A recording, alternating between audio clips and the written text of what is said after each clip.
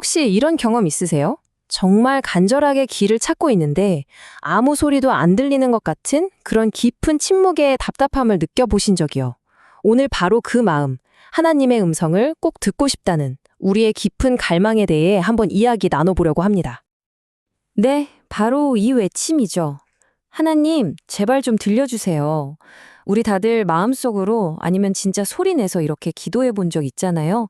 길이 안 보일 때, 뭔가 정말 중요한 결정을 해야 할 때, 명확한 답을 정말 간절히 원하게 되죠.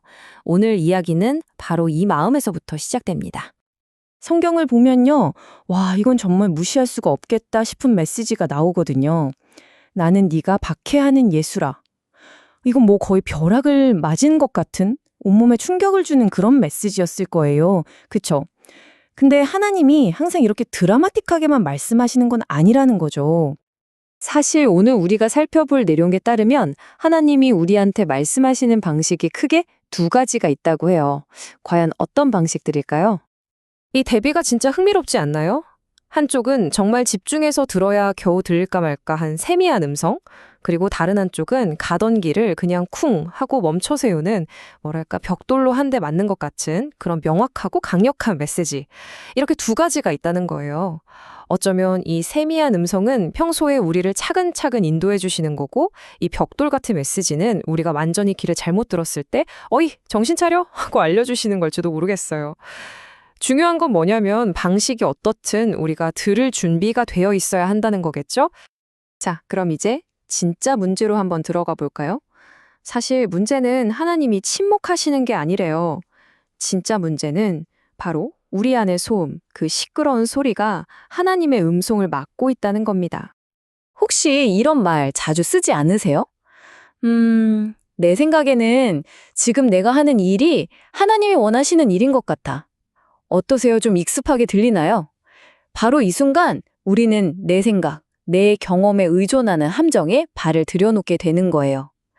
나도 모르게 내가 맞다고 생각하는 쪽으로 모든 걸 판단해 버리는 거죠. 그런데 오늘 살펴볼 내용에서는 정말 단호하게 말해요. 크리스찬이라면 이런 말을 해서는 안 됩니다. 와, 좀 충격적이죠?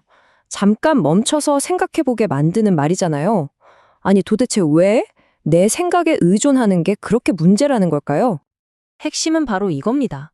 우리가 내 생각엔 하고 이걸 앞세우는 순간 교만의 함정에 빠진다는 거예요. 왜냐하면 하나님의 일이라는 게 우리 인간의 생각이나 논리를 훌쩍 뛰어넘는 거잖아요. 근데 우리가 자꾸 내 머릿속 틀에 안에 하나님을 가두려고 하니까 정작 그분의 진짜 목소리를 못 듣게 되는 거죠.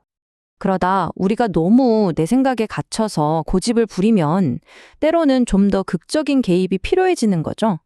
하나님이 우리의 그 단단한 확신을 일부러 툭 하고 꺾어버리실 때가 있는데 다 이유가 있다는 겁니다. 바로 이런 마음이죠. 이 일은 무조건 내가 해야 돼. 이런 생각. 이게 바로 자기 확신에 꽉 차 있는 상태를 보여주는 거 아니겠어요? 나 아니면 안 된다. 이 방법이 무조건 맞다. 이런 교만한 확신이 우리 안에 가득 찰 때가 있잖아요. 근데 이게 벌을 주시는 게 아니에요. 오히려 우리를 이끌어 주시는 하나의 방법이라는 거죠. 우리가 교만한 마음으로 계속 잘못된 길로 가는 걸 막기 위해서 아까 말했던 그 벽돌로 쿵 치는 것처럼 충격을 주어서 우리의 확신을 깨버리시는 거예요. 그래야 우리가 내가 다 아는 게 아니었구나 하고 깨닫게 되니까요. 자, 그럼 어떻게 해야 할까요? 해결책은 의외로 간단합니다. 우리 기도의 방향을 살짝 바꾸는 거예요. 들려주세요 라고 요구하는 기도에서 제가 더 잘 듣게 해주세요 라는 기도로요. 이 전환이 정말 중요합니다. 여기에서 제시하는 방법이 아주 명확해요. 첫째, 더 분명하게 말씀해달라고 기도하지 말라는 거예요.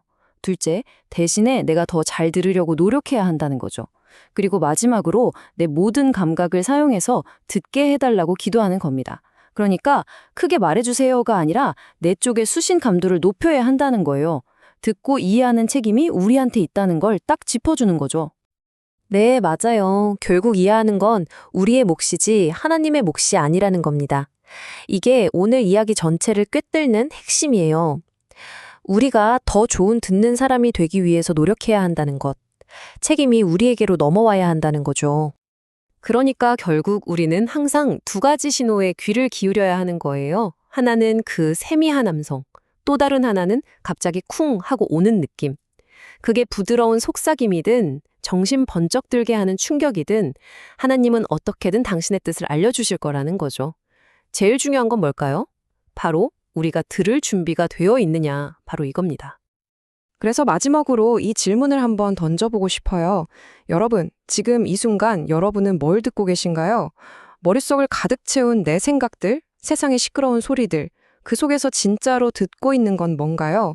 여러분의 귀는 지금 어디를 향해 열려 있나요? 오늘 이 시간을 마무리하면서 한번 깊이 생각해 보시면 좋겠습니다.